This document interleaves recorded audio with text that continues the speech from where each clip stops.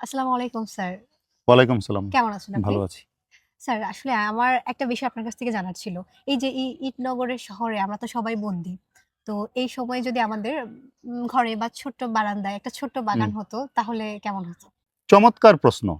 আমরা সাধারণত দৈনন্দিন যে কাজগুলি করি, কি করি? আমরা ল্যাপটপ নিয়ে ঘাটাঘাটি করি, হুম, গেমস খেলি, ইন্টারনেট ব্রাউজ করি, Facebook চালাই, হুম। YouTube চালাই। এতে করে মানসিক চাপ পড়ে। একটা গবেষণায় দেখা গেছে একটা ব্যালকনিতে যদি একটা গার্ডেন থাকে, সবুজ গার্ডেন, এখানে ১৫ থেকে ২০ মিনিট যদি তোমার পরিবারকে নিয়ে ব্যালকনি গার্ডেনে যাও, একটা বৃক্ষের কাছে যাও, সবুজের কাছে যাও, তাহলে মানসিক চাপটা কমে যায়। এটা একদম এ সত্য। একদম আমি আপনার সাথে সহমত।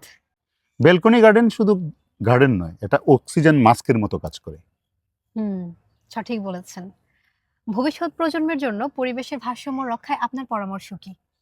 খুব চমৎকার প্রশ্ন এটাও। কারণ ভবিষ্যৎ প্রজন্মের জন্য আমাদের কিছু রেখে যেতে হবে। কিছু যদি আমরা রেখে না যাই, ওরা তো বিপদে পড়বে। রেখে যাওয়া মানে হচ্ছে ওদেরকে কিভাবে একটা উদ্ভিদের কদর করতে হবে, একটা বৃক্ষ কিভাবে রোপণ করতে হবে। হুম, দেখো, হাঁটি, হাঁটি পা, পা করে মানুষ বড় হয়। তাই না? আমি তো হুম, একদিনে হঠাৎ করে বড় হইনি। তুমিও হয়নি, হুম। হও নাই, কেউ হয়নি।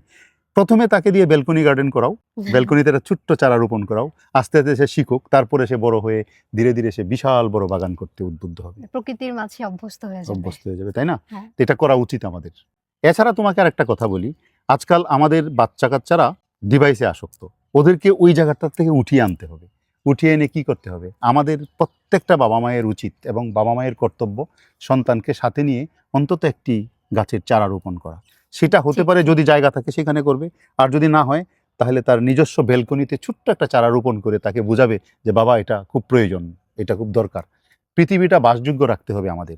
কনক্রিটের বদলে সবুজের সংখ্যা বাড়াতে হবে। ভবিষ্যৎ প্রজন্ম যারা আসছে তাদেরকে দিয়ে শুরু করে দিয়ে যেতে হবে।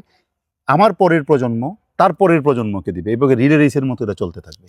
তাহলে তো দেরি না করে আসলে প্রত্যেকটি বাবা-মায়ের এখনই এই উদ্যোগটা নিয়ে এক্সাক্টলি। নেওয়া উচিত। স্যার আপনি তো নিজে প্রকৃতি বা গাছপালার কাছাকাছি থাকতে পছন্দ করেন। আপনার নিজের পছন্দের বিশেষ কোনো গাছের কথা যদি বলতেন? কঠিন প্রশ্ন করলো। আমি যারে দেখি তারই ভাল লাগে। আসলে গাছ, সব গাছই আমার প্রিয়। তবে ইনডোর প্ল্যান্টের মধ্যে মানি প্ল্যান্ট, স্নেক প্ল্যান্ট আমার খুব পছন্দের গাছ। কারণ এগুলো ঘরের বাতাস পরিষ্কার করে, বাতাসটাকে পিউরিফাইড করে দেয়। এছাড়া ফলের গাছের মধ্যে লেবু, বিভিন্ন সবজি, ফল, এগুলা বেশ ভালো লাগে আমার। এবং প্রতিদিন এই নিয়ে কাজ করতেও বেশ আমি স্বাচ্ছন্দ্য বোধ করি। আমাদের এই নতুন উদ্যোগ নিও গার্ডেন বিডির জন্য আপনার বিশেষ কোনো পরামর্শ বা দোয়া আছে কিনা? অবশ্যই। আমার পক্ষ থেকে অনেক দোয়া ও শুভকামনা রইল। তোমরা শুধু ব্যবসা করছো না, বরং মানুষকে প্রকৃতির কাছাকাছি নিয়ে যাচ্ছ। এটি একটি মহৎ কাজ। আমার পরামর্শ থাকবে, কাস্টমারদের শুধু সার্ভিস দিলেই হবে না। গাছ কিভাবে পালন করতে হয় সেই বিষয়টা তাদেরকে শিখাতে হবে। সততার সাথে কাজ করতে হবে।